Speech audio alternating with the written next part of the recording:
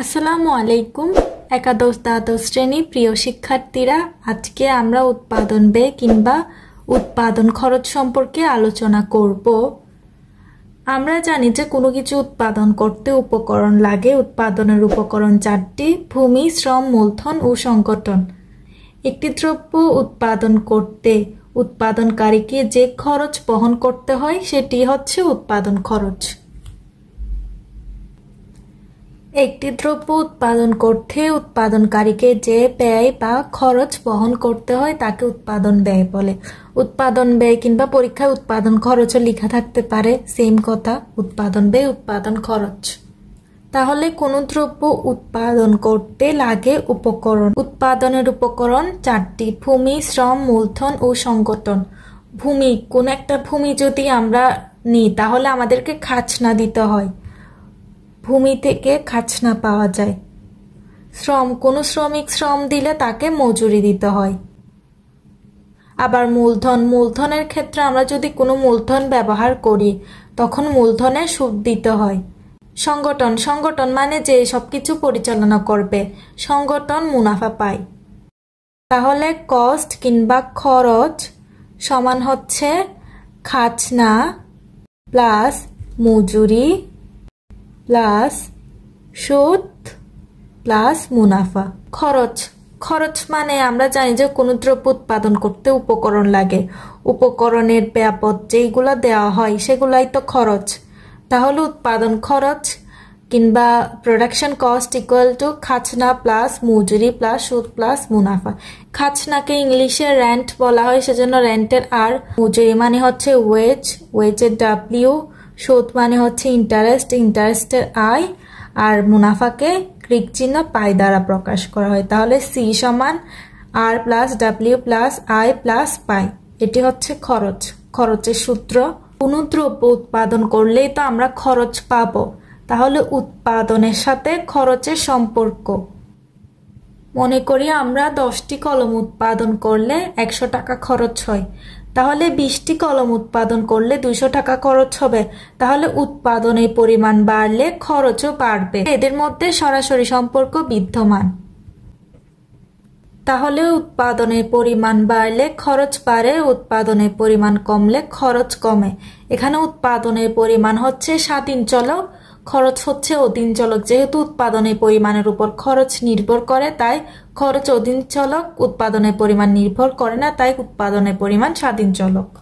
খরচের সাথে উৎপাদনের নির্ভরশীলতার সম্পর্কের গাণিতিক প্রকাশকে খরচ অপেক্ষক বলে। আমরা অপেক্ষক সম্পর্কে আগেই পড়েছিলাম। অপেক্ষকের ক্ষেত্রে স্বাধীন চলক থাকে বাম পাশে, অধীন চলক থাকে ডান পাশে। তাহলে C equal to function of Q. C হচ্ছে খরচ, কিউ হচ্ছে উৎপাদনের পরিমাণ। এখানে আমি একটি সূচি নিয়েছি, সূচিতে কিউ হচ্ছে উৎপাদনের পরিমাণ, সি হচ্ছে কস্ট। যখন আমরা একটি কলম উৎপাদন করি তখন খরচ হয় 5 টাকা। 2 নাম্বার কলমটি উৎপাদন করতে খরচ হয় 4 টাকা। 3 নাম্বার কলমটি উৎপাদন করতে খরচ হয় 3 টাকা। তাহলে এটি হচ্ছে শুধুমাত্র একটার কস্ট। আমরা টোটাল কস্টটা বের করব। টোটাল কস্ট মানে মোট খরচ কিংবা টিসি।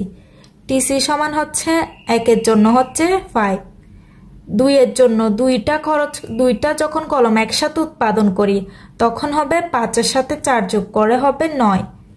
এখানে কিন্তু দুটা কলমের নাই, এখানে শুধুমাত্র 2 নাম্বার কলমটা উৎপাদন করতে কত টাকা খরচ হয় সেটি দেওয়া আছে। 3 নাম্বার কলম উৎপাদন করলে আমরা 3টা যোগ করব, পাবো 12। এটি হচ্ছে টিসি কিংবা টোটাল কস্ট, মোট খরচ। আমরা মোট, কর, প্রান্তিক এগুলো সম্পর্কে অনেক আগে থেকেই পরিচিত। আমরা জানি যে মোট মানে সবগুলা মিলে, গড় মানে প্রতিটা, আর প্রান্তিক মানে অতিরিক্ত এক একক থেকে যে পরিমাণ পাই সেটি হচ্ছে প্রান্তিক। এই টার্মগুলো ইকোনমিক্সে অনেকবারই আসবে, তাই এই টার্মগুলোর সাথে পরিচিত হয়ে নেওয়াটা অনেক জরুরি। তাহলে মোট খরচ সমান হবে বিভিন্ন পরিমাণ দ্রব্য উৎপাদন করতে। বিভিন্ন পরিমাণ মানে এক উৎপাদন করছি, 1 একক, 2টি উৎপাদন করছি, 3টি উৎপাদন করছি, সেটি হচ্ছে বিভিন্ন পরিমাণ। বিভিন্ন পরিমাণ দ্রব্য উৎপাদন করলে যে বিভিন্ন পরিমাণ খরচ হয়, একটার জন্য 5 টাকা খরচ হয়েছে, 2টার জন্য 9 টাকা, 3টার জন্য 12 টাকা, যে বিভিন্ন পরিমাণ খরচ হয় তার সমষ্টিকেই মোট খরচ কিংবা টিসি বলে।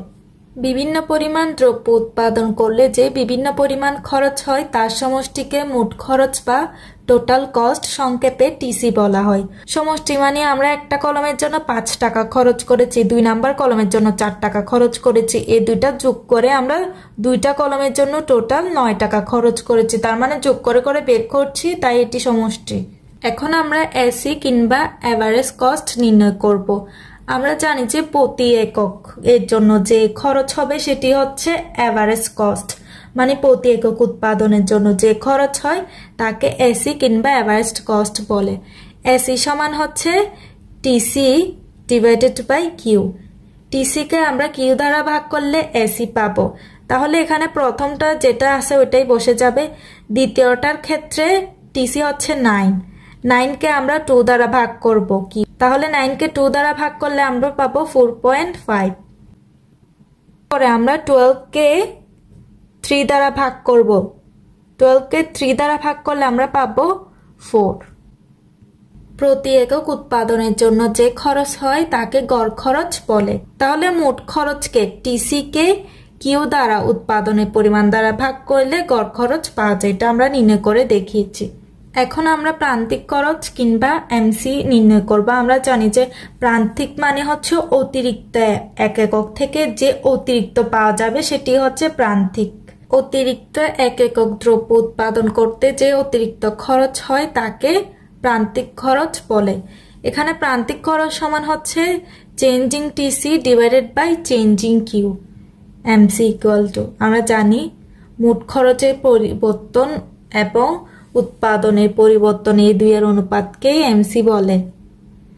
তাহলে প্রথমটা সেমই থাকবে। দ্বিতীয়টার ক্ষেত্রে প্রাথমিক ছিল হচ্ছে 9, 9 থেকে পরিবর্তিত হয়ে 5 হয়েছে, তাহলে 9টা আমরা আগে লিখব। 9 মাইনাস 5, প্রথমে ছিল 2, 2 থেকে পরিবর্তিত হয়ে 1 হয়েছে, 2 মাইনাস 1 ইকুয়াল টু পাবো আমরা 4 ডিভাইডেড বাই 1 ইকুয়াল টু 4। 2 নাম্বারটার ক্ষেত্রে আমরা দেখতে পাবো যে এখানে প্রাথমিক ছিল 12, 12 থেকে পরিবর্তিত হয়েছে 9, 9 এখানে 3, 3 থেকে 2 equal to 3 divided by 1 equal to 3। তাহলে এভাবে আমরা এমসি নির্ণয় করে ফেলবো।